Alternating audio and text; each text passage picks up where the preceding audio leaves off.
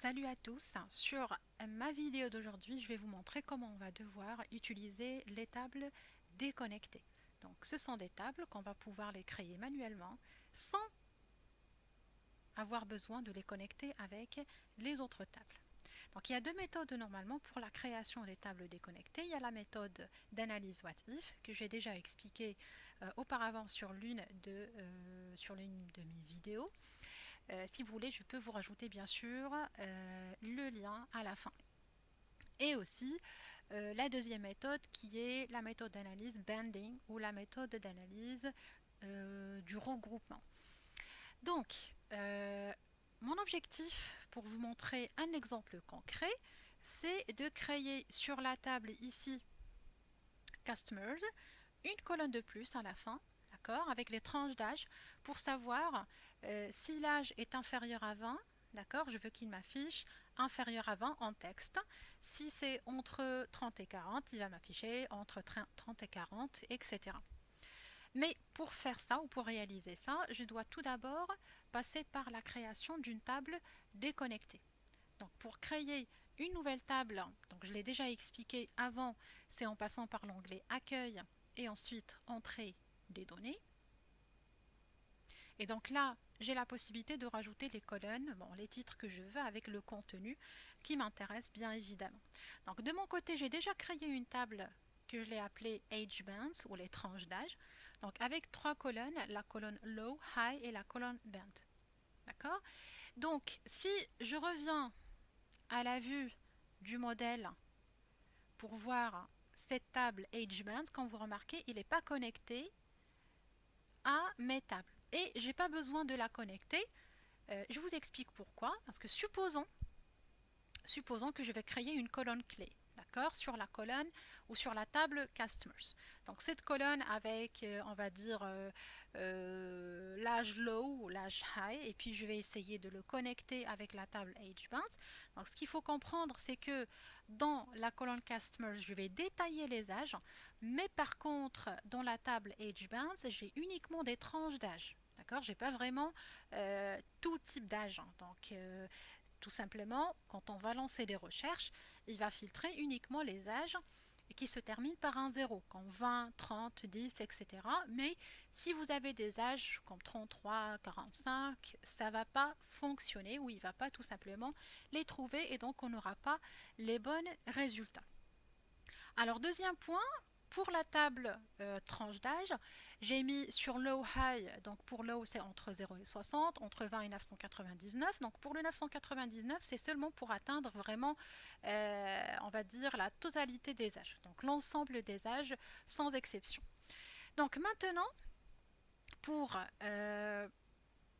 rajouter cette colonne à ma table Customers, ce qu'il faut faire en premier temps, il faut créer une colonne de plus, d'accord, une colonne ou une première colonne avec la différence d'âge, d'accord, entre l'année, on va dire 2017, selon le contenu de ma table, et la date de naissance. Donc pour créer cette colonne, c'est assez simple, soit je passe par un clic droit et je clique ensuite sur nouvelle colonne, ou bien on peut même passer par accueil et puis nouvelle colonne. Donc, il y a plusieurs chemins pour le faire, et cette colonne, je vais l'appeler âge, puisque là, je dois calculer l'âge. Je vais l'appeler âge, donc vaut mieux commencer par des majuscules. Et puis je vais rajouter, ou je vais calculer plutôt la différence entre le 1er janvier 2017 en utilisant la fonction date, donc le 1er janvier 2017, moins donc la colonne birthday, c'est-à-dire la date de naissance. Et donc tout ça, je vais bien sûr le diviser par 365. Donc là, je vais ouvrir une parenthèse au tout début et je valide ma formule. Donc là, il va me calculer sur la dernière colonne l'âge entre 2017 et la date de naissance. Mais si je ne veux pas bien sûr de valeur après la virgule, je peux tout simplement utiliser la fonction round down. Voilà. Donc j'ouvre une parenthèse ici et je vais faire un arrondi à 0. chiffre après la virgule et je valide par entrée.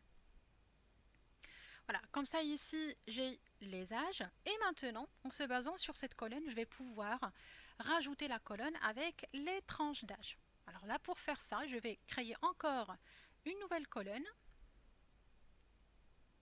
et cette colonne je vais l'appeler tranche d'âge ou je peux l'appeler je sais pas age group, n'importe. Voilà, c'est age group.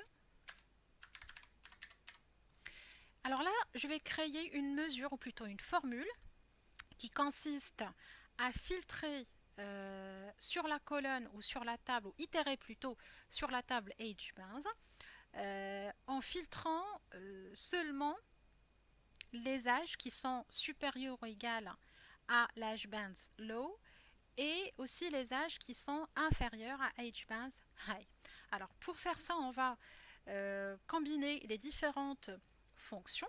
Donc on va commencer par la fonction calculate, d'accord, qui va me renvoyer à la fin le résultat final qui est le age bands, d'accord. Donc virgule. Alors pour mettre ou organiser bien sûr votre DAX, vaut mieux de créer plusieurs lignes de code. Donc je vais revenir à la ligne et puis je passe à la deuxième étape. Donc la deuxième étape c'est en utilisant la fonction filter, d'accord, qui va devoir filtrer une table avec les conditions qu'on va mentionner. Donc la table, on doit filtrer bien sûr la table HBands. D'accord. Et donc qu'est-ce qu'il doit filtrer? Il va chercher les âges, d'accord, qui sont supérieurs ou égaux à HBands low. Donc je vais à nouveau revenir à la ligne. Et donc sur la colonne customers age, bon, je vais tout simplement age, taper age, c'est plus simple à trouver. Voilà, donc si cette colonne est supérieure ou égale à HBand low, alors puisque je dois rajouter une deuxième condition, donc pour faire ça, je vais rajouter AND ou double AND et puis je vais rajouter ma deuxième condition, donc toujours en cherchant sur ma colonne age de la table customers. Donc si cette valeur, bien sûr, est inférieure à age bands high. Donc comme ça, je vais fermer la parenthèse de ma fonction filter et bien sûr, à la fin, je vais fermer la parenthèse de ma fonction calculate et je valide par entrée. Voilà, donc comme ça, il va me rajouter automatiquement la colonne avec les tranches d'âge. Et une petite astuce à la fin de cette vidéo, donc si vous créez par exemple votre code mais il n'est pas bien organisé, je peux tout simplement le formater en passant par un site qui est très pratique. Alors ce que je vais faire ici, je vais copier tout simplement le code et je vais ici passer par ce site, donc www.daxformatter.com et donc là, ici, je peux coller mon code et je vais cliquer sur Format et donc là, ça va automatiquement me formater comme il le faut le code et je peux tout simplement le copier et puis retourner à mon Power BI et puis coller tout ça à l'intérieur. Bah voilà, je vais vous mentionner bien sûr le site directement sur la description de la vidéo si vous voulez les utiliser parce que c'est vraiment hyper pratique. Et du coup avec ça, je vous dis à bientôt avec d'autres vidéos sur Power BI.